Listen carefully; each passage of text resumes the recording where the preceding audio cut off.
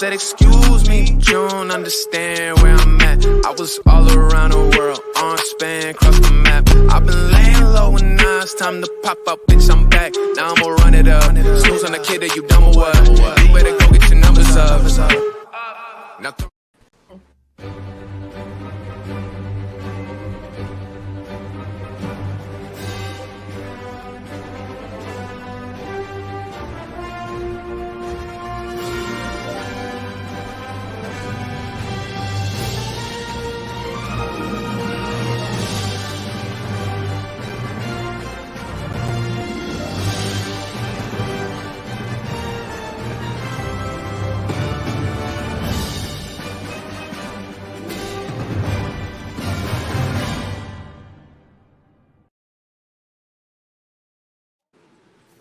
Well, hello out there in your wonderful YouTube land. Welcome to the MCU'S Bleeding Edge. We are here live on our regular night Wednesday, having a great little show today for you guys. So once again, my great co-host, Mr. Jeff S. TrueKnowledge here in the house. Welcome, Jeff. Glad to have you here on the panel tonight, sir. It's wonderful to be here. Awesome. We have a great panel for you guys tonight. Of course, we have Sally, the MCU girl, joining us tonight. It's been a while, Sally. Hi. Great to have you. Glad to see you here. What? Yeah. And of Thanks. course, we also have returning from SakarFreeforms.ca, Loki's mom. Nice to have you, Loki's mom. Great to be here. Guys, looking forward to talking some Halo, I see. Hell yeah. Renee's the caretaker of the Halo Paramount Plus series at this point. She's riding this series out, baby. Okay. And I passed out during it. I watched episode 4, but I passed out during episode 1 and 2. Okay. Well, we are talking about episode 4, so we don't have to worry I was about 1, dissociating. 2. So you're fine. You're fine. Yeah. Anyways, so to start us off, we're going to show the trailer for, of course, this awesome, amazing series. So before we get into talk about episode 4, so Jeff, if you have those ready, sir. Most definitely, sir. And you know what? We also have not shouted out women's sports for a while and whatnot. So I just want to play an advertisement for supporting women's sports.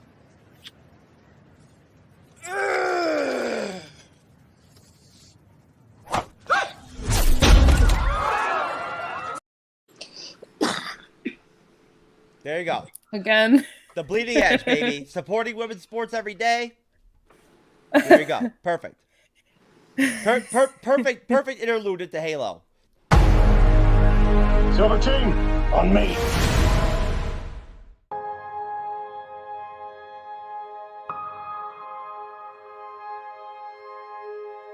There's something out there,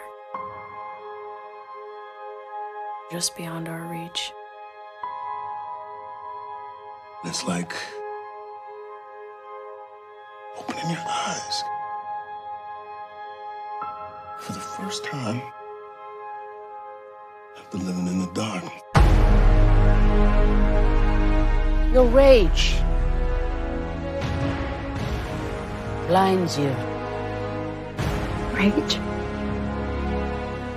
is all I have left. The Covenant will not stop. What else are you willing to sacrifice? Everything. What's the point in saving humanity if we're gonna give up our own? I'm interested in finding a way to be less reliant on Dr. Halsey moving forward. The truth could bring us all down.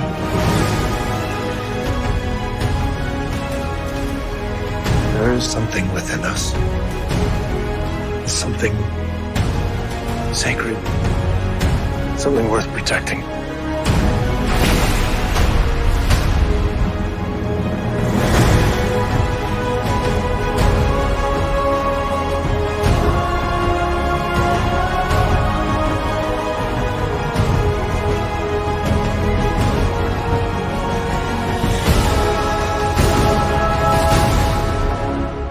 Silver team, on me.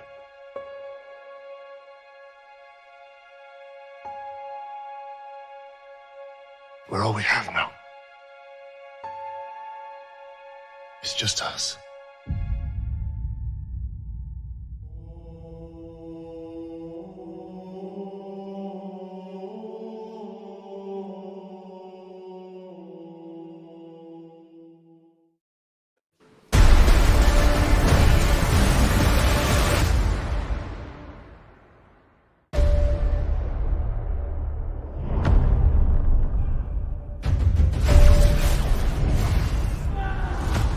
You.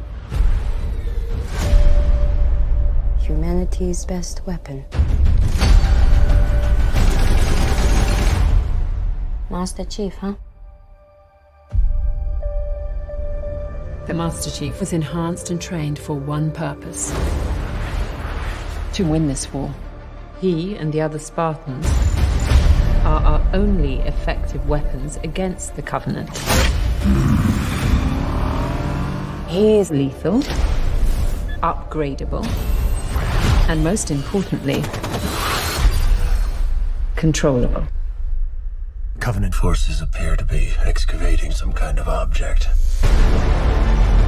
When I touched the object, I felt something. I felt different. What they did to us makes you numb. And you just decided to help me. Why would a Spartan do that? What does one do with a superhuman you're not sure you can trust? Hello, Master Chief. I'm Cortana.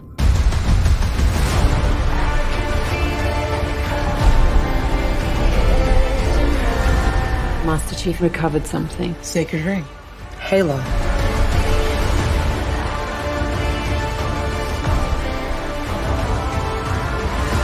Humans surrender to the Covenant. Cortana, I'm gonna need you now.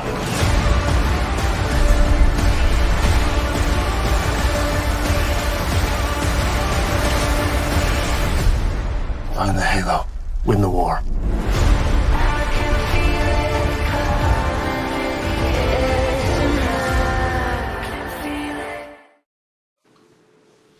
All right, yeah. Cyber, I gotta jump in really quick. I just have to like totally shout out those trailers because I'm telling you, like, I'm sorry, but the more I watch them week after week and whatnot, like they just keep getting better and better and better, like every freaking time. And I'm telling you right now, like, look, I'm not a trailer expert or whatever and whatnot as far as what's perfect and or not or whatever and whatnot, but of course the Marvel trailers are great, but I'm telling you, like, they did a really freaking great job with these trailers. They really did.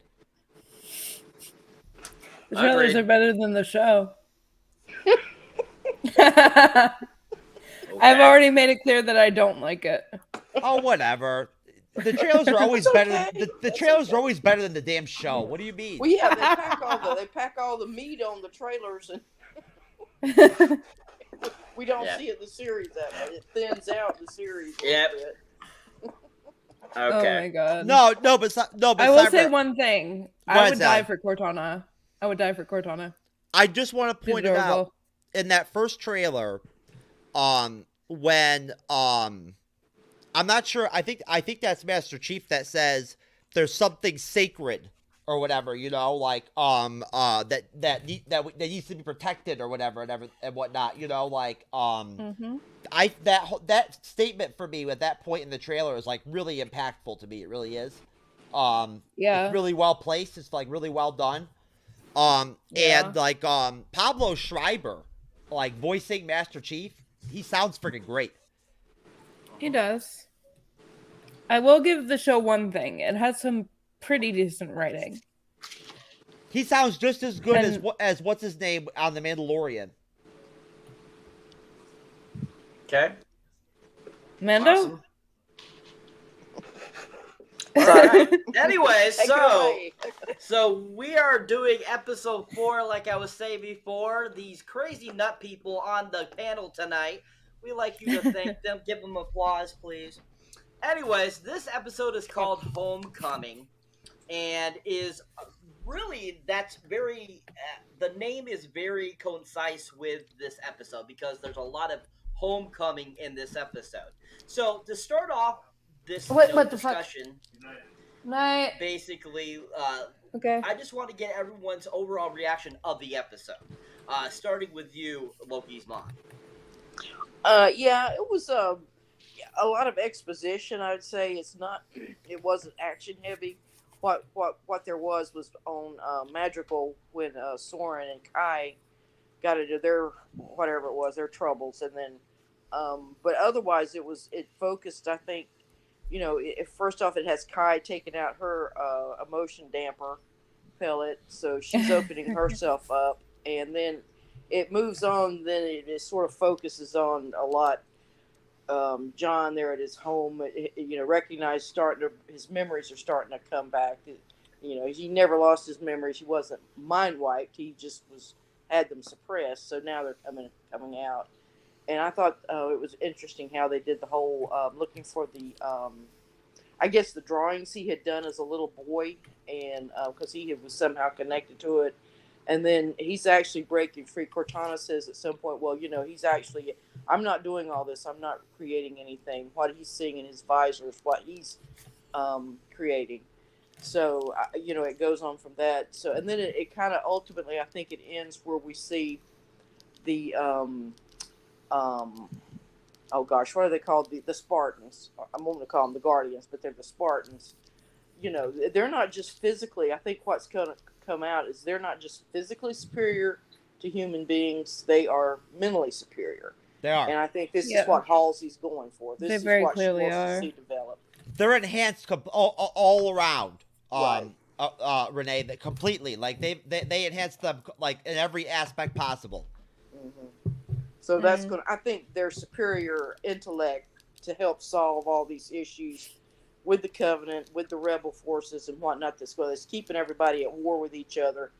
Everybody really wants peace. That's what they say, but let's really work for peace, do what we can to get it. And I think this is going to be the Spartans' mission, whether it may turn out for bad too, but their mission is that, okay, now we're going to bring everybody together and we're going to force peace on everybody. That's just my prediction. Cyber, if you don't mind, I just want to jump in and bounce off of Renee and just say that. Now, again, I know we're going to get some. We're going to get some of this down the road in the show. I haven't noticed it yet, but I'm sure it's coming. They're going to show us the actual training of the kids and whatnot, the Spartans, when they first started and all that. They've shown a little bit of it here and there. What's that? Sorry, I was thinking in my head and it came out. I was gonna say like an Agent Carter with Dottie. Oh, okay, but that's a spoiler. You haven't seen that episode yet. Well, no, but they along with the enhancements and everything and whatnot that they do to them throughout their childhood, they also are essentially like study and are schooled like constantly on like battle techniques and and ancient battles and wars and war strategy and stuff like that and whatnot. Like that's all they do. Okay. All right. Was there anything else, Loki's Vaughn, that you would like to add to your overall thoughts on the episode? No, I'll just say that overall I thought it was a very interesting episode, and it certainly brought forward the conceit of the whole series. Now I've only seen up to episode 4. I had watched it previously up to that, and then when I started doing this review, I said, well, I stopped, so I'm going to start fresh. Episode 5, I haven't seen that one yet, so I'm speaking from that viewpoint. So some of what I'm saying might not come true, but that's just how I see it going forward. Gotcha. All right, thank you. Sally, your thoughts overall on the episode? Kind of basically, it was mostly exposition, and I appreciate that, but I also was bored by it from episode 1, so honestly, I'm unimpressed by the show. That's how I feel. I will say some of the characters really suspicious to me. Like Halsey, she's really sus. I don't think she's gonna be good in the end. All right. Thank you. Also, my boy says hi. Hello. Sorry, I had to. Did you have anything else to add, Sir Jeff? Yeah. Renee did a really good job of essentially of kind of like surmising essentially like the structure of the plot of the episode. You know what I mean? It is very simple. It's very straightforward. I feel like I want to point out and highlight something, and I specifically want to mention this, while mentioning Renee and the conversations we've had before in the past with Lord Deathman about this conflict with the actual original Halo story, compared to this one and whatnot and everything. I honestly like the connection with John with the artifacts. I do. I like the fact that they're tying him on his origin and whatnot and everything, his origin story and his family and everything to the artifacts. And that's different. That is different. That is one thing that is not how things work in the original Halo. The artifacts in the original Halo, they're just there, they have the same importance or whatever, or impact or whatever, or meaning, but John has no connection with them. You know what I mean? They're just artifacts to him. And so I think it's interesting, having not gone farther than I think I've seen episode 5. I really have no idea where they're going with that at all. I don't. How that's going to play out, where that's going to go. I guess I have ideas or whatever, but of course, obviously, I think they're making it clear that in some way, the human that somehow ended up raised by the Covenant or whatever, she's connected to John, too, in some way. You know what I mean? And the artifacts, Probably. Yeah, and. Now, I don't know. Now, that wrinkle, I'm not sure. I don't know about all that. I'll have to see how it plays out.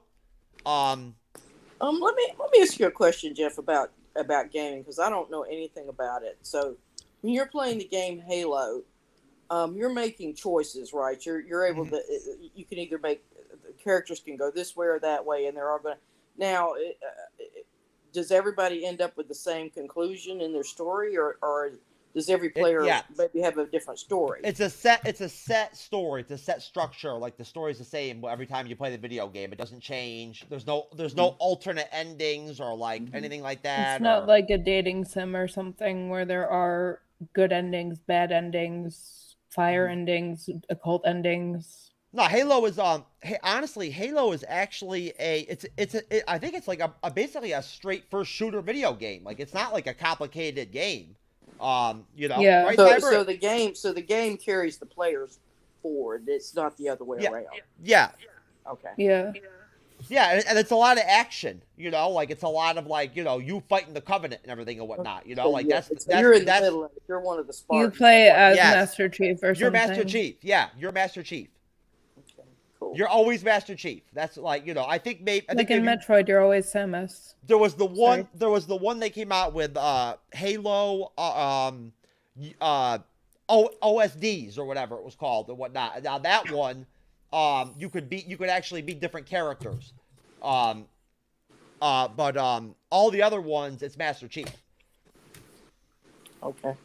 Yeah, okay, I think that's interesting. Yeah, and I think they honestly, to tell you the truth, I think that they actually just released another one, a new one, I don't know, 6 months ago or something, or. Yeah, they did. Yeah. Apparently, it's free to play.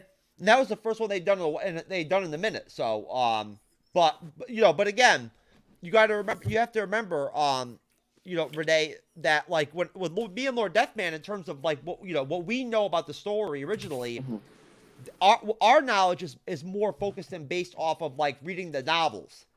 You know what I'm saying? Than the games. Okay. Okay. Oh, great.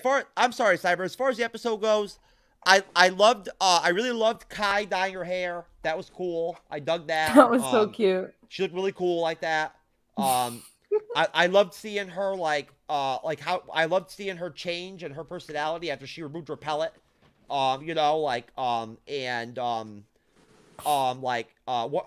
her disposition was like. Her attitude, I guess, or whatever. She wasn't threatening. She wasn't crazy or dangerous. She was just very interested in things. You know what I mean? And open. I guess. I like her. I do. Like I enjoyed her in the episode more. They gave her more screen time. And Agreed. yeah, and she was pretty good. I forget the name of the actress. I knew her name. Like last week, I think I had it. I had it in my head. Shit, I have it right here. But whoever the actress is, my point was just gonna be that she does a great job. With the character and everything and whatnot. And Kate Kennedy. Okay, thank you. Mm-hmm.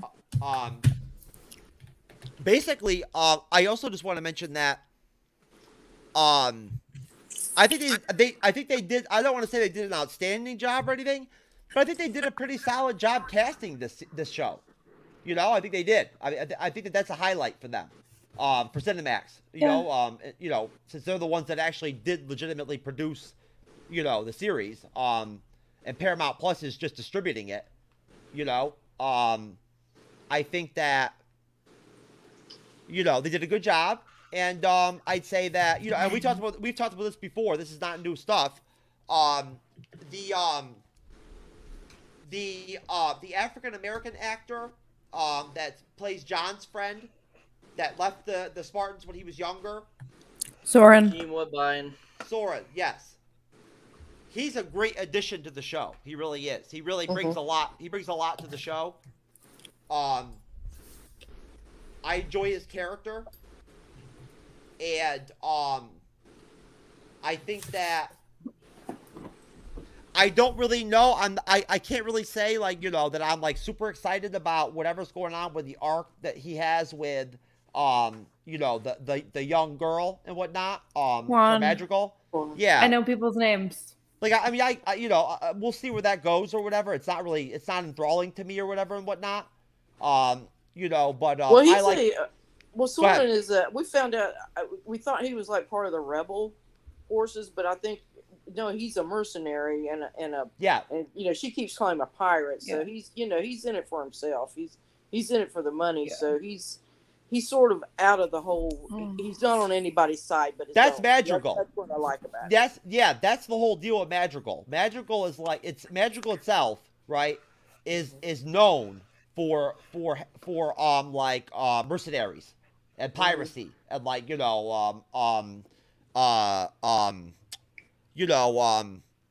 laundering money type kind of location. Doing mob business, dirty business. You do it on Madrigal. Kind of deal. War crimes. Whereas all of the Insurrectionists, type colony planets and whatnot and everything, have their own independent rebel stuff going on. Madrigal is more like free market than any of them. Okay. Thank you. All right, moving on. So basically this episode starts out with once again, another flashback scene. Shows John as a child when he's first taken to the Spartan program. And we have him kind of have a little conversation with Halsey. Basically he doesn't want to be there, but she convinces him to stay. Then that's when it pops to present day. And they are on their way to go back to his home planet. We have the scene where everyone has already talked about 125 removing her chip from her back and her kind of starting to see her emotions and everything like that after having the chip removed. We get a good scene there of her doing certain things, and all of a sudden she wants to dye her hair and stuff like that. As it moves on, we go back to John onto his home planet, which is called Arandis or something. Arandis 2, I believe it is. And there, him and Halsey and the other guy's name escapes me. I can't remember what the other assistant's name is. But they're all on there at the home planet. They go to John's old home, and they try to basically kind of rediscover what John's remembering. And John basically remembers that something was buried. And so they end up going and digging up what was buried, which happens to be all these drawings that he drew. So like I was saying earlier, too, this whole episode had a lot of flashbacks, a lot of, going back home. So once that's going on, then we go to Madrigal, which is Quan's home planet. She's going back there with Soren. They have, gone from his place where he's been staying back to Madrigal, because she's trying to find someone to see what's going on because of what happened, before she was taken by John to get out of that planet. They go back. She encounters somebody she knows, talks to her, realizes that she is faulted and that she is basically, turned by this kind of like whatever's trying to take over Madrigal, that's trying to stop all the wars and stuff like that. We kind of get a brief introduction to an amazing actor, Mr. Bern Gorman, who ends up playing the character of Venture Grath. He actually has been in a few other films over the years. He was actually in the 2 Pacific Rims films, but he's always been in different kinds of films and stuff like that. He always plays kind of those quirky characters, which this character is kind of like that. So what brings me to my next question for you guys is when we get to Madrigal and Quan confronts the character that, is supposed to be kind of still on her side, were you guys surprised at all that, what Quan was trying to establish there, that, this person was ended up going to be a bad character, that they were were going to be against Quan? Did you see her going back to her home planet, and so forth? So kind of going with that question for you guys there, starting with you, Loki's mom. Yeah, I think there's been and probably rightly so, that Quan is such a little annoying character. I mean, she just kind of gets on your nerves. And no. Well, just a little bit. I kind of like Quan. Yeah, but I do too. That's valid. I'm just talking about what I've heard. Well, of course you would, Sally. Of course you would. You don't Valid. you don't like the excellent series, but you love Quan, the most stupid character in the show. What a surprise! Okay, let me finish. Okay, now she's well acted, and thank you, Jeff, for letting me use Paramount. And what's great about Paramount Plus, the movies don't have commercials on them. Let her talk. So I actually looked at War of the Worlds, the one Steven Spielberg did. Now the kid, the son if you've ever seen that movie, the son in that movie is almost just like Quan, just pushy. I gotta go fight. I gotta go get back and take care of my people. Yada yada yada yada. And and it's just hard. You just want to just slap the kid. You're like, shut up. You don't know what you're talking about. So I think when we do get to Madrigal, we see where it just turns into a fiasco. She thinks she's going to be able to she thinks she's going to get all this money. Oh yeah, I'm going to do this, and we're going to get, and everybody's just going to be on my side. And when she gets there, it's like, get the hell away from me, kid. So so her annoyingness actually had a purpose. It wasn't that you just the character. She was meant to be annoying. So, but she's sort of getting her come up in a horrible way, but she's getting her comeuppance here for being too pushy and being just too, set back and let the adults do the thinking for once. And I think that's where maybe she's going to have a little epiphany here. Awesome, thank you, Sally. Your thoughts? The same question. Okay, which scene are we talking? The one with her aunt or the one with when she arrives? When she arrives. Okay, so she pissed off a bunch of people. That was funny. And then they all died. The end. Yep. That's very eloquent. That's all I can remember. She went to sleep. All I remember is her going to her dad's funeral, pissing off a bunch of people, and then they all die. Yeah. Nice. Okay. Thank you.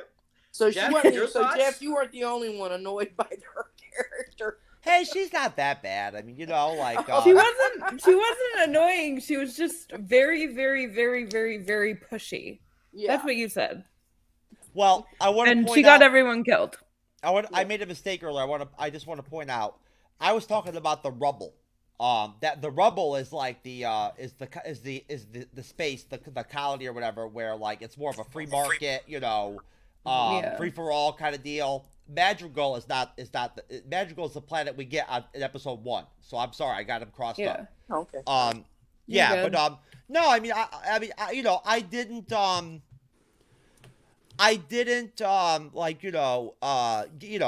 get too jazzed about, that scene really and everything and whatnot, and the controversy and everything. I think that I would like to see them maybe try to make just a little tiny bit more of an effort to explain to the people watching the show, the audience, a little bit about more of like, the actual like conflict with the Insurrectionists versus the UNSC, not the Covenant. You know what I mean? Mm-hmm. And the fact that Okay. that before the Covenant came along, and started like eradicating planets and shit and everything and whatnot, they had like a almost quasi war already with the with the Insurrectionists or whatever, the rebels against the UNSC. Yep. And they have put that out there and whatnot in some of the episodes. They've talked about it. In episode 1, there's a lot of talk about it. When the Covenant shows up, they all think it's the UNSC. And so I just I guess, I mean, am I not correct in that Kwan's goal is to actually like bring back the revolution or whatever and whatnot, like, support the insurrection? Well, the way I see it is that these are planets. If you think of like the UN, whatever it is, SC is like an empire. It is. And these planets, they just want to be independent planets. They just want to keep the profits, all the resources and good things on there. They want to benefit, not have it shipped off to the empire. Yeah. So I think it's just that standard type of colonial rebel type thing. So that's how I view that. Which is natural. Right. Right. A lot of times when you see expanded cultures or societies that grow and spread over like a large area of space or whatever and whatnot, and people populate more, you end up with people on the fringe that don't want to be a part of like the system or whatever, Yeah, it's standard trope. Yeah, I mean it's in science fiction and in regular stories. Well, you know what? I think that maybe like we'll have to see if they get into this kind of stuff or whatnot like down the road. But I think that they're already starting to like kind of drop some like some nuggets here and there and whatnot that the UNSC is like not exactly all it's cracked up to be as far as their ethics. And if the Spartans can be take up the independence cause of the rebels, that's going to put more power for the rebel forces. And as far as we're talking about entertainment value here, you're going to see a lot more space battles and stuff like that. Yeah, and you know what? We're going to have war. I'm looking forward to that. I really am. I really, really, really hope that they do have like some great, like massive 25-minute, 30-minute long like space battle at some point. Yeah, like, That'll be like half the episode, so same. It'd be worth it. Oh, nothing I like more than a space battle. I'm saying because then I need to deal with like 20 minutes of the bullshit, and then half an hour of battle. If on screen, whatever would come out, whatever those space battles would look like or whatnot and everything, like on the screen and the show, if they're even half as good as they were when I read them in the novels, like how crazy, like how intense they are, the space battles, I'd love to see one of them. I'm telling you. And you know what, Cyber? We actually saw Captain Keyes at one point. We never talked about that really. I think it was like episode 2. Very, very briefly, Captain Keyes was in the episode. And Captain Keyes, of course, is known because when he first started at the UNSC or whatever and whatnot, like his first commission was partnering with Halsey, and he was actually Halsey's partner when they went out to abduct all of the Spartans. Yeah. I'm telling you, Halsey's fucked up. Yeah, very much so. Yeah, but she had a reason to do it. I mean, you know what I'm saying? Like, to fight the Covenant, win the war. Well, she may, I don't know. She may have hell. started out that way. I think she's in it for herself now. Agreed. Well, Probably. I think Boom. I mean, I think there's definitely questions there in terms of like, where her heart is or whatever, and like what her actual motivations are at times. But I want to believe, for me anyway, that overall, like, she's a patriot and she wants to win the war against the Covenant. Like, that's her goal. Yep. Yeah, I mean, that's her objective. Like, that's what she's trying to do. I think that's pretty much all their objectives, to stop these aliens. So, I mean, that's pretty much what it is about, right? Anyways, so moving on. So we also find out in this little section here that Quan is wanted. We see that happen in this portion of the episode when all this is going on. So after they kind of have that little argument there, and they say get out there and stuff like that, and Soren takes her. We flash back to the ship where all the Spartans are and all the stuff like that, and they start conducting to see if any of the other Spartans have the same interaction with the artifact like John has. And so we kind of get this really cool little scene where all the different Spartans, they take off their helmets, they touch the artifact, and pretty much nothing happens. It's all the same reaction. We kind of see this character, the officer that is conducting these like experiments, kind of like going, okay, nothing really happening here. There's got to be more to this and stuff like that. We kind of get some kind of quality information from the Spartans. She gets all the intel from the Spartans and stuff like that, which is really cool.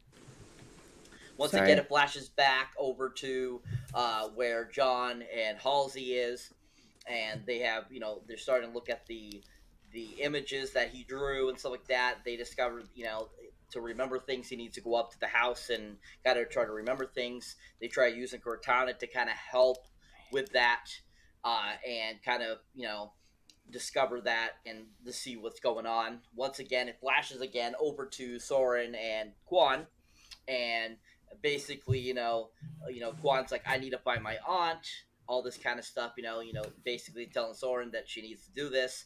They kind of come to an agreement, and they go looking for her aunt. When they do come across her aunt, they're kind of a little bit of a battle going on a little bit. Soren's ready to take on and stuff like that, and when they come across the aunt, and the aunt's like, oh, good to see you, Quan, and she explains, like, what's going on, why isn't we, trying to further our dad and all this kind of stuff. And they have kind of a little combo.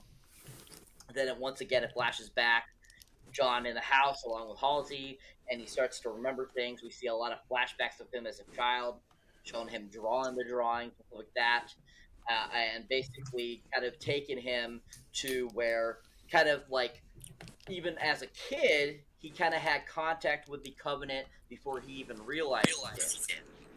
And so basically it takes it and it like shows that he has actually discovered another Covenant artifact that we learn about a little bit further in the episode.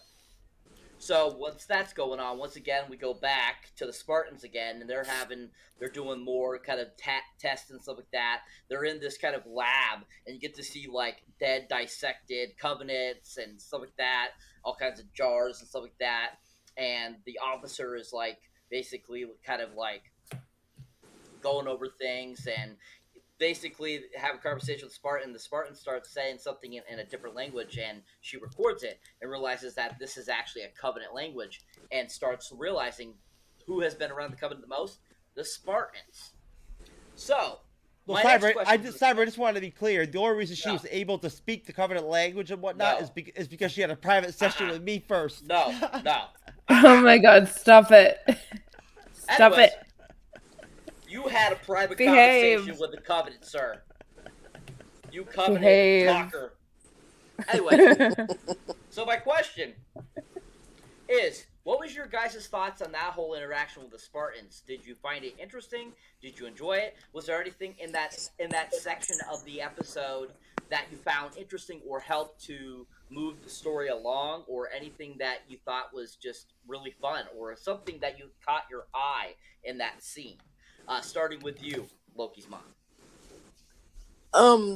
Yeah, with all three of the I guess John's closest associates are being brought in by I think that's Key's daughter. I'm not sure who the young scientist is.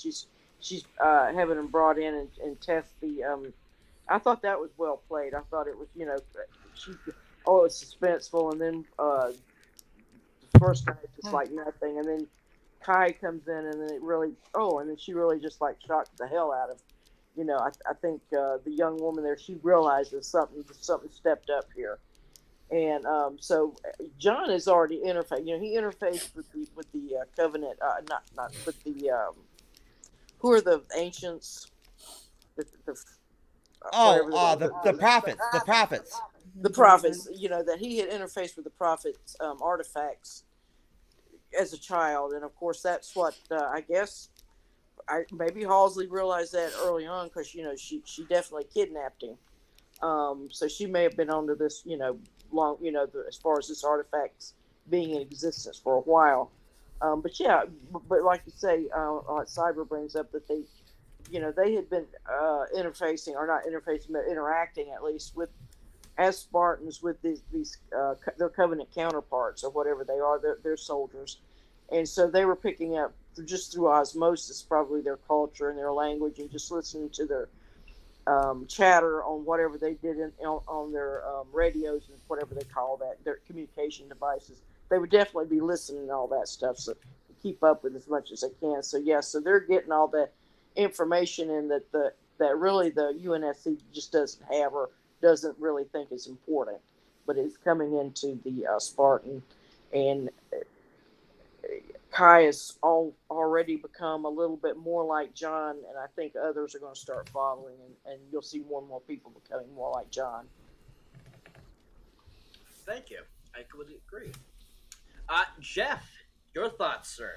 Well, I just wanted to point out real quick, I'm actually learning the Sand People language from Boba Fett. I've got the tapes, and I'm working on it. I want to integrate myself with the Sand People away from the Sand People. Yep, it's a very difficult. Tank too. It's a very difficult language to learn. It's hard. And I'm working on it. We'll see how it goes. I'd say I'll still make out better than what's her name, Kai or whatever. So did Kai basically get charged with horrible acting, like as a crime? Do you mean Quan or Kai? Quan, yeah. Did Quan get Quan, not Kai. Did Quan get the? Kai is the dyed hair girl. I'm sorry. Did Quan get the anti-Monica Rambeau trophy? Did she get the Razzie for bad acting? She's a 14-year-old kid. I'm not going to jump on a 14-year-old kid. Wait, she's 14? No. No? Whatever age. No, she's in her 20s. Oh, God. Jesus Christ, she's 14. Oh, my God. Anyway. Oh, my God. But no, I mean, she's not that bad. No, I'm just kidding. She's not that bad. That's your question, Jeffrey. Yes. Exactly. Get him, Cyber. I like the Spartan stuff. I really do. I think that every time we get any taste of it, it's great. It's they haven't given us much. There hasn't been a ton of scenes that are just focused on the Spartans talking to each other and doing their thing and whatnot and everything. So it's cool to see them together and everything and whatnot. I think that to some extent, maybe just because of how in the series they've sort of diverted away from like action to some extent and more into like storytelling, and all that, to where at that point, right, like there really hasn't been a good spot for them to like drop the whole team, the whole Spartan team in and whatnot, and let us watch them together and whatnot, and what they can do. Because as we saw in episode 1, as a unit, they're extremely like dangerous, like and like capable in warfare, and kind of like going off of what we talked about like earlier with Renee about the implants and everything and whatnot, and like how they augment them, you know, on so many levels. Their teams, like the Spartan teams, like their units and everything, their 4-man units, right? They are like, they've known each other for decades, you know, like their chemistry is impeccable. And they all know each other like completely, like they know exactly what to expect from each other, you know, how they move, and everything, and how they react. And as a unit, I mean, Master Chief is a nasty son of a bitch to begin with on his own. But as a team, as a unit, those Spartan teams are like literally like a game changer. Like they're very impactful in battle. I feel like, I guess it's a little kind of, I guess, I don't want to say interesting or awkward or whatever and whatnot, seeing them always in their freaking big ass like armor, you know, like it's, you know, it's interesting. It's, I don't know, it's just so big coming off of them, you know.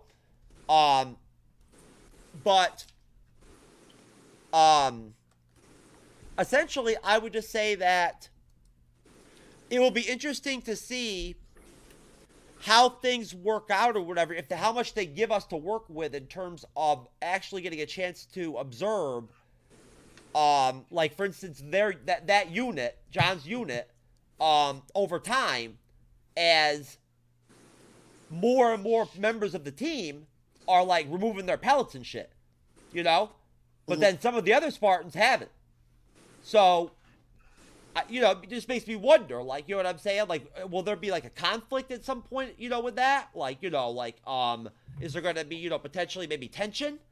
You know what I mean? Like, you know, like, where, you know, like, the more conditioned Spartans are going to be, like, you know, not happy with, John, maybe, or, you know, for taking his pellet out and everything. I don't know. It's interesting. I think that it plays into the whole trope of the fact that they are essentially programmed.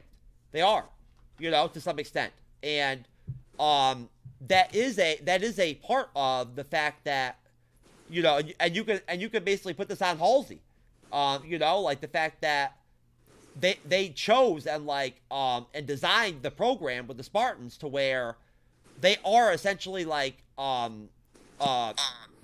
created and morphed into a almost like instrument of war and like almost like a computer. Yeah. Okay. Thank you, Jeff. Sally, your thoughts, and then we'll let you go. So I don't even I don't like the show. I've said this already.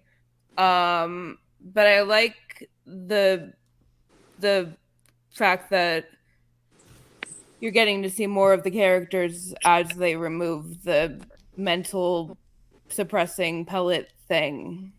And one quote from the episode comes to mind. I'm not sure if it was from this episode or a different one, but it was, "This isn't training, this is programming." And honestly, Halsey gives me some seriously bad vibes, like our little secret, okay? That's something a child groomer would say. Well, you know what? And that's basically what she was doing too. Sally, I just want to point out not sexually, that just they've only briefly alluded to this at this point, but down the road you're going to start to see, and we've already seen a little bit of this, watching. like we've already noticed some fracturing, right, in the UNSC higher ups, as far as like you know, some infighting and stuff like that and whatnot, and some people that are out there to get Halsey, you know, like they want her out. I hope she gets out. Well, that's going to increase, you know, and so at that point, it's only natural for Halsey to want to self-protect, self-defend, herself. You know what I mean? Like she's gonna do that. I feel like if more Spartans take out their fucking pellet mental things, the more they're gonna be against her. Like they're gonna turn on her. I swear. Well, yeah, because John's already. I think at the very end of the show, John realizes he was kidnapped. She kidnapped him. From his family. Yeah. Yeah. So all the trust that he's had for her is going to be dead at this point, unless she can explain it, unless she can convince him otherwise. I mean, maybe she may be able to do that, and she may be able to do something. That's what child groomers do. That's the thing, though. Exactly. But that's the thing. I'm not trying to be like a big defender of her, but that's the thing with Halsey. Her ultimate mission is the war. That's what I'm saying. Like that's what she's concerned about. You know what I'm saying? Like she sees the Spartans as the answer to winning the war. Like that's how she sees them. And so the way that she designed the training, the program, the augmentation, all of it, whatnot, in her mind, that's all logical and necessary. Right. Well, she's not a sexual groomer. She's not.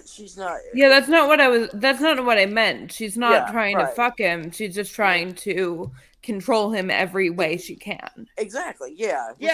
Which is what a pedophile does to their victims. Well, as an instrument of war. Right. Yeah. War pedophilia. An analogy would be these people who are getting these kids off the internet. Back when they were bringing. Get them to become ISIS or whatever. Get them to strap on, suicide bombs and stuff like that. That probably is probably a closer analogy because they can get these kids so trustful of them. They can manipulate them in such a way that they can get to That's called gaslighting. Yeah, I think. Yeah. Well, they're grooming and gaslighting, but not for sex. They're grooming and gaslighting to win a war. Exactly. Okay. All right. Thank you. And you farewell, Miss Sally. Farewell, Mr. Cyberneticshark. Bye. All right, sorry for leaving you alone with them, Renee. Later, okay. Guys. Oh, that's okay. I can handle them. Peace out, Sally. Peace. Find me on Wattpad. Bye. All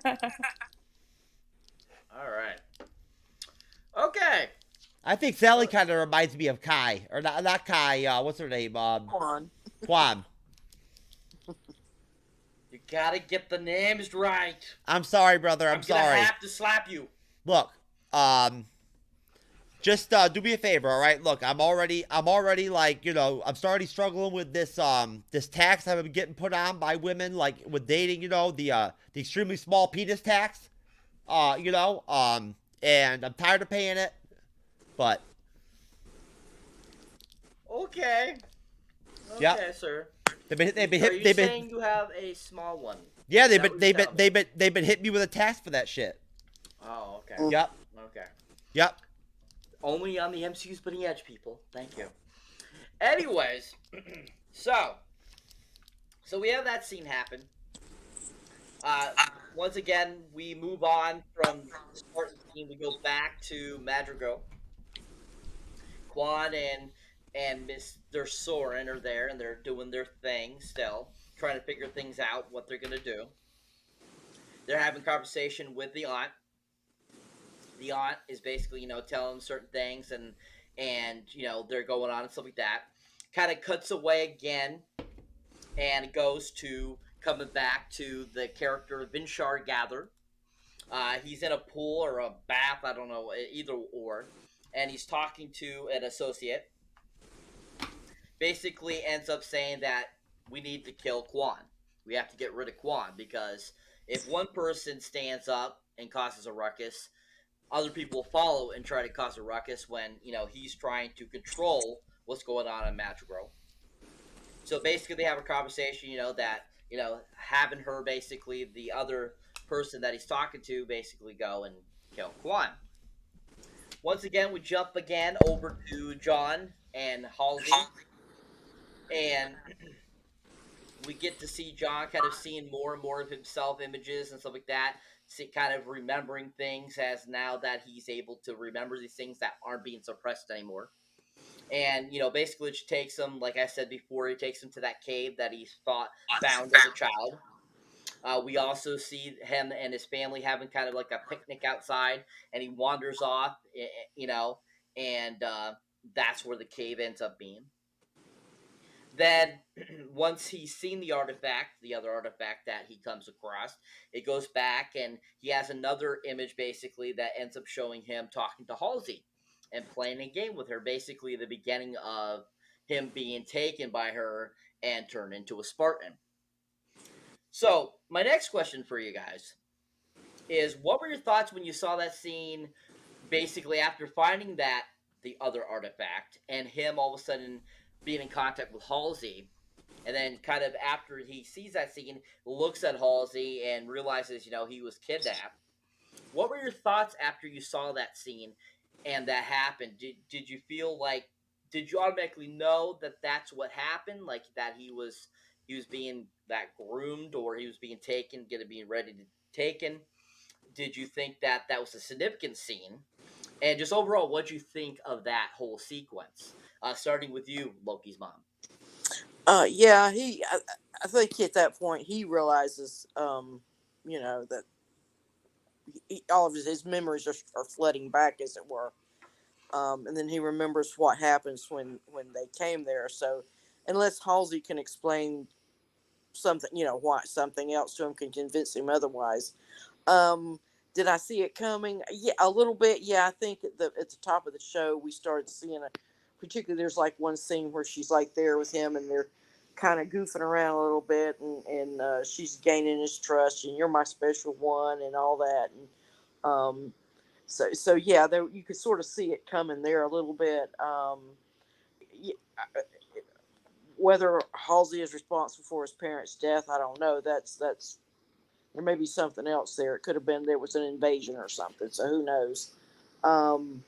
Yeah, I think it's possible that even maybe his parents knew more about the artifact. They could have been there themselves because their son was sensitive to it, and that's why they were there. So what the motivations were for just being there to begin with. I think Halsey knew about the artifacts before all this. It's not new to her. It was just a matter of finding them. And so now she's really going to start pushing. I think she may even go independent, go rogue herself, and take the Spartans with her in some way. So I think that could be her plan. I don't know. We'll see. Yeah, and that guy Vishner, yeah, he's a nasty dude. He's got that Gestapo vibe going on, and he was shooting people in the head in several episodes ago. So yeah, he's a nasty piece of work. Agreed. Yes, most definitely. I love, like I said, Bern Gorman. He is an awesome actor. I love that very guy. Good actor. He's very good at what he does, and he always plays those kind of like creepy people very well. He's really good. Sir Jeffrey, your thoughts, sir? Yeah. Cyber, will you do me a favor? Can you just give me a quick 3-second rundown, really quick, of the schematics of the scene? We're talking about basically that scene where it shows John and he's remembering going down to the cave, seeing the thing, and basically then flashing to seeing him start being groomed by Halsey, and him basically realizing that he was kidnapped. Your thoughts? Well, I feel like as we've already sort of like hedged on this conversation here and there a little bit about this already and whatnot, and touched on it in different ways. I feel like as the series is progressing, I think that there's definitely signs, and they're showing signs from episode to episode that they're adding a lot of depth to the series. They are, like there's a lot. They're adding a lot of different plot lines, like and like small mini arcs and whatnot, and things are getting more multi-layered. as the series is going, there's more going on. There's more relationships, more dynamics, and I feel like I think at the end of the day, of course, it's obvious when you take into consideration that regardless of like the differences between, you know, the two Halos as far as the series and like the games and whatnot and all that, at the end of the day, the main premise is the same, and that's the fact that Halsey is a main character. She's not the main character, that's Master Chief, but Halsey is extremely impactful and like valuable and important to like the story. She is, and I think that what Sally unfortunately doesn't understand, what, you know, when she was saying about like, you know, feeling like she's evil or whatever or this and that, I don't think she understands that Halsey's mind doesn't work that way. She's not evil. Like, you know, like she cares about she's amoral. Yeah, I mean, she cares about the survival of the human race. You know what I'm saying? She's a scientist, you know? And she honestly, to tell you the truth, she's very rigid. She's almost like the military people in a way, in her thinking. Like, you know, she's very she's very cutthroat and like very much like all about winning the fucking war against the Covenant, you know, like whatever it takes, you know, to make it happen. And she, all of her motivations, all of her intentions at the end of the day, no matter what we're working with, whether it's the artifacts, her relationship with John, you know, her starting the Spartan program, all of it, collectively, it's all pretty much coming from the same place. You know, like there's no big change with her over time, like, or whatever, you know? Her goals, go ahead, Renee. Well, what I was going to say, though, that's not really being reflected in the series, though. So I don't know Halsey's background like you do, so I'm seeing her just as it's being presented, and she, like you say, she comes off as cold. She is. She's very methodical. She's a scientist. You know, I think she's in for not only for, probably more so for the knowledge than anything else. Well, no, Renee, she's also extremely black and white, okay? And like at that point, right? She's very, very intelligent. She's extremely intelligent, okay? And she understands the threat of the Covenant. Literally, like she knows that the Covenant is capable of wiping out the human race. You know that's possible in the plot, but at this point we haven't seen that yet. So that may be, like what I'm saying, that may be the scene that's going to help her convince John that no, I'm not betraying you. We're doing this for this. This is how we're doing it. This is why we're doing this, and she can convince him that she's not as bad as we think she is right now. So well, you know what? Honestly, Renee, in some ways, that's actually maybe a fault of the series where, down the road in other episodes, we will get like some of this stuff filled in, you know. But even at this point where we're at in episode 4, right? The UNSC, the military high command, Halsey, because she's such a key, you know, part of like the inner circle and whatnot. You know, she's very much like in the know. They know the real threat of the Covenant. They do. And at that point, even now, they know for a fact that the Covenant, you know, they don't know everything about the Covenant, but they know enough to know that the Covenant has weaponry and like ships and everything and whatnot that are beyond anything that that humans have. Well, that might be, like I say, that might be the sort of the next part of the next arc of the series, as it were. Yeah. Showing us more of the background, what Halsey's motivations are. Like right now, which really is good because she comes off sort of in the first part, oh, I really don't like this character, and then suddenly something happens, and then you realize you do like it. Okay, you misread that character, and so that may be what they're doing here. And if they do, that's great because that's how you make good movies. Well, hey, I mean, you know what, Cyber? Like, honestly, I wouldn't be surprised. Who knows? But I wouldn't be surprised if Halsey, not overall, but maybe by the end of the first season, ends up being sort of like a half and halfer. You know, where like I'm not saying I'm not saying you're questioning her intentions or anything like that, whatnot, that she's malicious. I'm saying that like you can kind of wonder a little bit, like does she have like a personal agenda of some kind going on? Yeah. Yeah, you want complexity to the character, so yeah. Yeah, and you know what too? And I think this is important also, is that people forget she has a very, very, very close, intimate relationship with the Spartans. They're like her children. Very much so. Very much so. Thank you. All right, so to finish up this episode, so basically, after that whole scene, we go back to once again seeing Quan and Soren.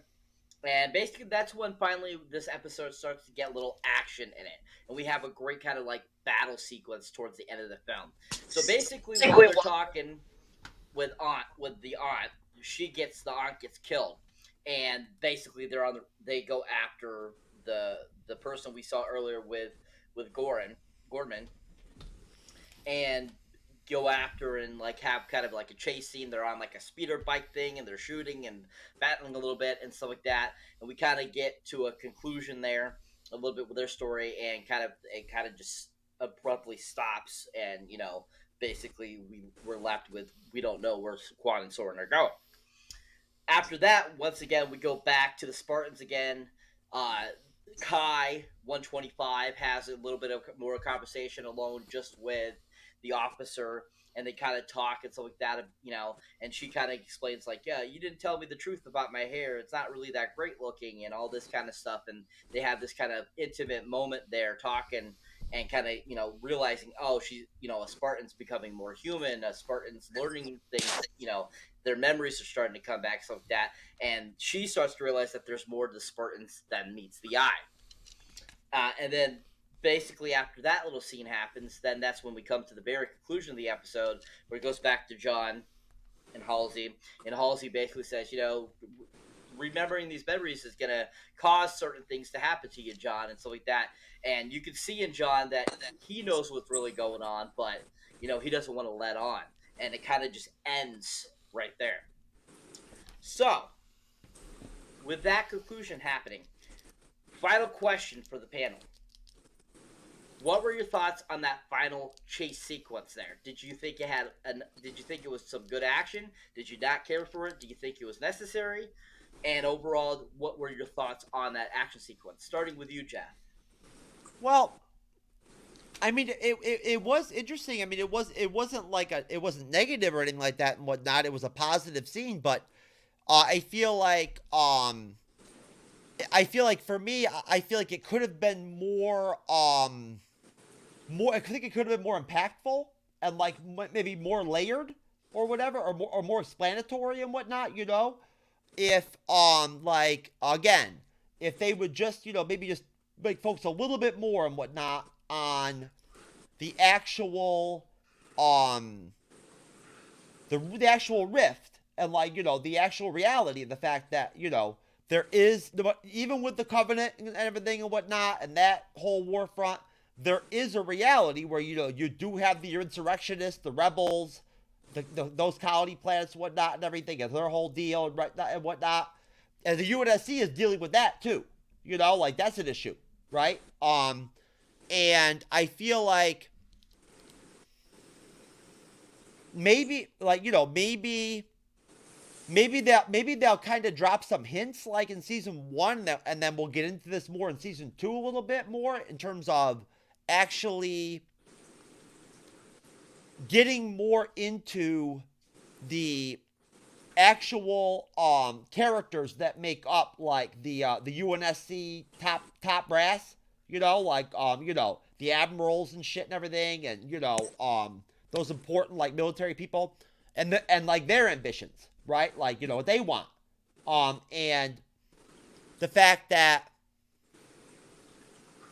I don't know this for a fact yet on the show, but I'm assuming, this makes sense, that the UNSC controls the media completely. like completely. It's like nationalized, right? Like, you know, they tell the media what to say to the public, right? So, essentially, like, the media is like a propaganda piece for the UNSC. And, of course, like, we all know, when you have a situation like that and a relationship like that, there's always a potential for, misdeeds, you know, and you know, bad actions and negative things happening and things, you know, and things getting hidden from the public and whatnot. And I feel like it's possible as we go farther down the road that there may be more attention paid to the actual like principles and like mindset and everything and whatnot, and like and principles and where they're going, how the insurrectionists and the rebels, what they believe in, you know, like what's important to them, like, you know what I'm saying, like what makes them you know, want to be like a, you know, a rebel, and you know, and you know, and not be a part of the UNSC and whatnot. What is it about the UNSC, you know, like are there aspects of the UNSC maybe that that we don't know about yet, you know, like, you know, beyond the Spartans, like, you know, maybe there's other stuff they've done that's even beyond what Halsey's done, you know, like even more fucked up, you know, in some way. And I think in a way, to be honest with you, and I don't want to go back to Halsey, you know, too long, but I just want to say that, honestly, one thing that people need to understand is that we have not been shown yet, again, the full agenda of like the actual UNSC high command, the people who run the military and run the show, right? The ones who tell Halsey what to do, right? And like honestly, they're the ones that like honestly, like legitimately make the decisions with the war. They are. And some of them have personal agendas. And there is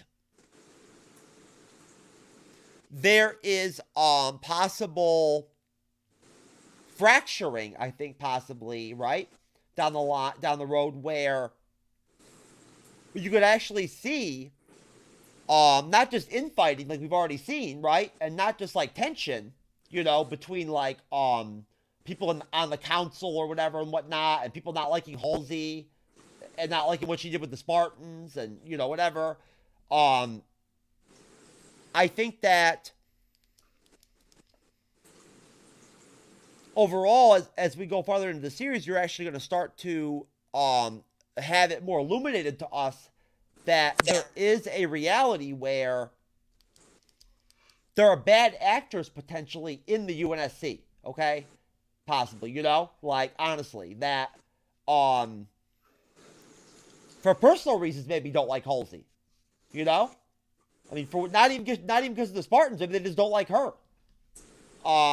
You know, she is kind of arrogant, and you know, but I think that I don't want to stray too far off that last scene, but I feel like there's a possibility, and I don't know this for a fact, but there's a possibility that we could actually see somewhat of a redemption arc. To answer Renee's question from earlier about well, you know, how's John gonna feel and whatnot, at the fact that like the full realization that Halsey stole him from his childhood and his parents. I think that there's a possibility that down the road, there could be like a redemption sort of like, you know, moment and whatnot where Halsey's forgiven, you know, for what she did and for her actions and whatnot. And she ends up possibly maybe picking the Spartans over the UNSC. Right? Because I mean, hey, you know, like you never know. You know, the Spartans are getting rid of their pelts and shit. Who knows what they can do?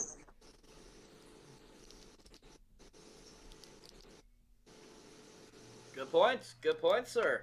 Thank you. Hey, look, I mean, if anybody is going to be able to dig up or figure out or notice dirty stuff going on with UNSC and whatnot, it's going to be the Spartans. Very true. Very true. Very true. All right, Renee, aka Loki's mom. Yeah. Your final thoughts. Yeah. The going back to the Quan and Soren being sort of stranded on trying to, I guess he's at this point they're trying to get away from the assassin and get his ship back or whatever. So it's sort of a cliffhanger there. But the assassin herself, now, was she a former? She looks like she may have been a former Spartan like Soren. She's pretty strong and pretty tough. She took some hits, so I'm thinking she's an enhanced human also. But yeah, I think, like you say, the kid and the mercenary, that's kind of a standard plot line that sort of, we'll find out what happens with that. So I'm thinking, like you say, that like Quan's going to have a little change of heart, and she's going to realize she needs to be a little bit more respectful, and she doesn't know it all, and she's going to get more people killed if she doesn't start learning some lessons.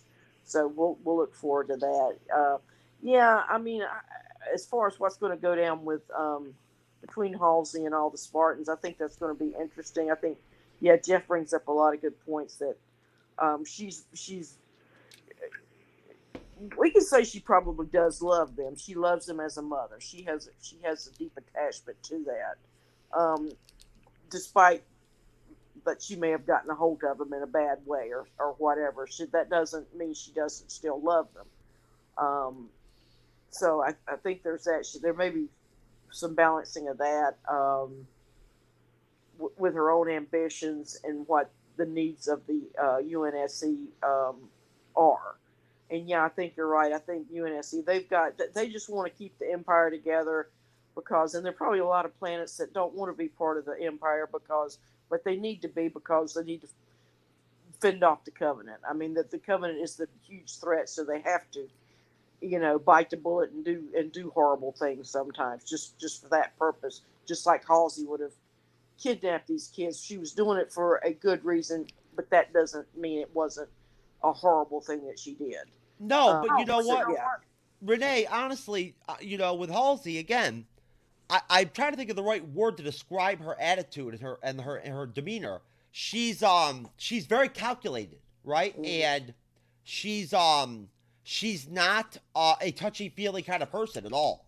That's what I'm saying. She loves them in her own way. She doesn't love them like a touchy-feely mom does, but she still has affection for each because they're like, she raised them. What person's not going to feel that way? Yeah, that doesn't have some humanity in her. Yeah, but the thing about her is she has a very similar mindset and mentality as like the higher up military generals. You know what I'm saying? Like, whereas she may not have like the military acumen, her mindset and her mentality when it comes to the threat of the Covenant, right? And the threat of like the elimination of the human race, right? In her mind, to her, it's very logical, what needs to be done. And for her, she doesn't see anything morally wrong with what she did with the children, making them Spartans. She doesn't. Right, she's amoral. Yeah, I mean, to her, she sees nothing wrong with it. Well, it would be the end justifies the means type. The Spartans are the ultimate weapon against the Covenant. They are humanity's last line of defense.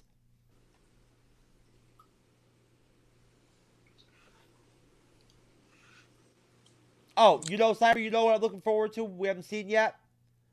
When they actually introduce and show us the planet Reach. I think we've seen it, but Reach is like the big military installation, right? Planet of like the system, and it's where it's where they have like all of their massive scaled shipbuilding operations and stuff like that, whatnot, because like their starships are massive, and they have I'm not sure if they'll have them on this show. I think they will probably.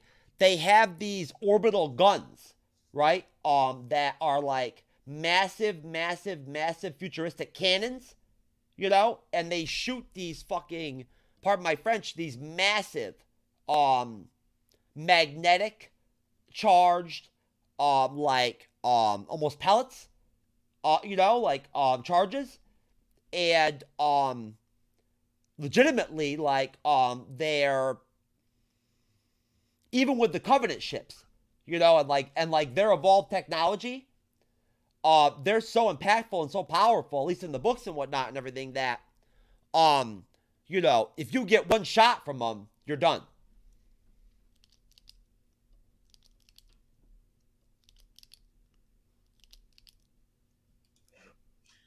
Cool. Yeah, I remember that in the video game Halo Reach. I remember the city and stuff like that. Yep. That was really cool. Yep. That was really awesome. But Yep. yeah, that'll be interesting to see in the series. Yeah, we did get a brief glimpse of it in one of the previous episodes. Oh, yeah. And, yes, I read from the video game, you know, like, there's a lot of really cool battles and everything that happen on Reach, too. Yeah. I don't know how in depth they'll go into that for the series, but you never know. They might have a whole sequence just about it. Who knows? If they do that, it might be in season 2, and you know what? At that point, we might actually get, like, a second or a third Spartan team get dropped in. Maybe. All right. So, wonderful episode, guys. Want to thank you guys. That's the end of this episode review. Want to thank you all for coming in and watching if you have, and listening to us spar about all this cool stuff. And it's been a great episode. Love having Loki's mom here. Loved having Mr. TrueKnowledge, Jeff S., with us tonight. Him on the panel. He had a lot of great conversations to start. It was really fantastic. Hey, I enjoyed being on the panel tonight. He loves being on the panel, people. It's good. It's fun. I like it. He does. And we just want to throw a shout out, of course, to Sakar, freeforms.net, who is an awesome collaborator where Miss Loki's mom comes from. She's on there quite frequently. I believe they are doing the Obi-Wan Kenobi series right now. And they are talking about this amazing new Disney Plus series. But it's a great place to go if you want to talk about anything from Star Trek, Star Wars, Resident Evil, anything you think of. Great little forum to go there. Definitely check that out. That's where our frequent collaborator, Mr. Lord Deathman, comes from too as well. So definitely check out that place. We also don't forget that we are part of the Minds of Creativity Network, and check them out too. A slow process going, but it is becoming a major and awesome network. And Mr. Jeff works very hard on keeping that going. We're getting there. We're getting there, baby. Launch date's coming. Oh, yeah. Launching, people. Of course, we want to thank Mr. Jeff S., of course, TrueKnowledge, for bringing this amazing podcast to life every week. He's an awesome guy. You can find him, of course, on Rizzle, where me and him both met. And you can also find the MCU's Bleeding Edge on TikTok, so definitely check out that awesome little TikTok. Of course, if you enjoy my moderating or if you enjoy me here on the panel, definitely check out my solo content on YouTube as well, TikTok, Rizzle, pretty much anywhere. I also do a podcast on Anchor as well. You can check that out too as well. On Anchor, I kind of do more of older films I talk about and stuff like that, give a little brief synopsis and stuff like that. And of course, definitely check that out. Definitely hit that subscribe button if you go on my YouTube channel. I'm trying to get to that magic 500, so I'm halfway to the 1,000 mark. It is my birthday month, so if you guys do go onto my channel, please subscribe. Show some birthday love. Hit that subscribe button too as well. So, want to thank you all. Is there anything else you would like to say, Mr. Jeff? Oh yeah, I just want to say that hey, Friday night, right? Cyber, we're gonna go ahead and do episode 5. We're gonna try to review Halo episode 5 on Friday night. So we will be right back at it, right? In 2 nights, we'll be right back at it. Doing Halo episode 5. Renee will be here. She'll be here an hour and a half early for the show. Prepared, for Halo. And, and it should be great. And, Cyber, I think we even talked about maybe going crazy and, even doing episode 6 on Sunday. Possibly. We'll see. We'll have to see. I mean, if we can't have Sally, I don't know if we can do it.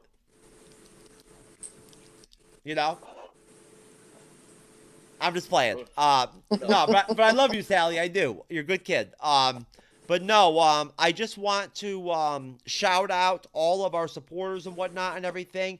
I want to shout out Tex, that unfortunately is not in the comment section tonight and whatnot. Tex, not dead, is working night shift for the next couple weeks and whatnot. And they hit us up and like let us know and everything and whatnot that they were going to be there for a minute.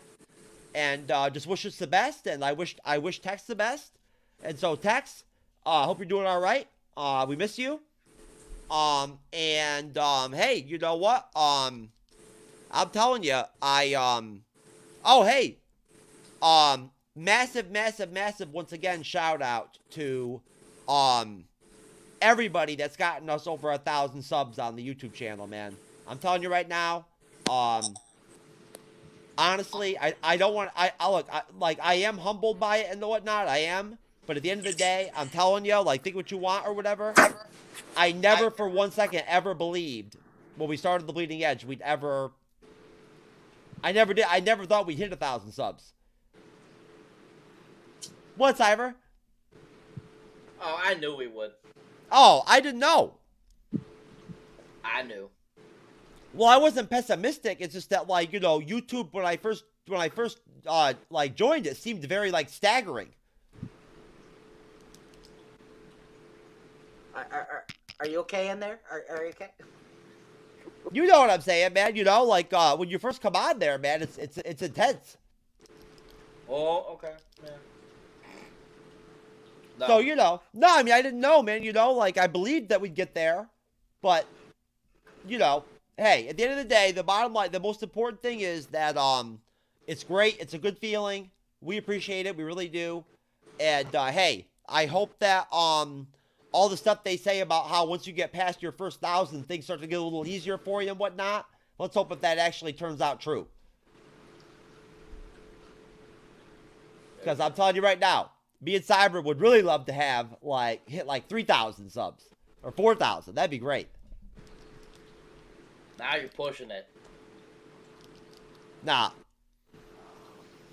Now I am optimistic. If we can hit 1,000, listen, if we can do 1,000, we can do 4,000.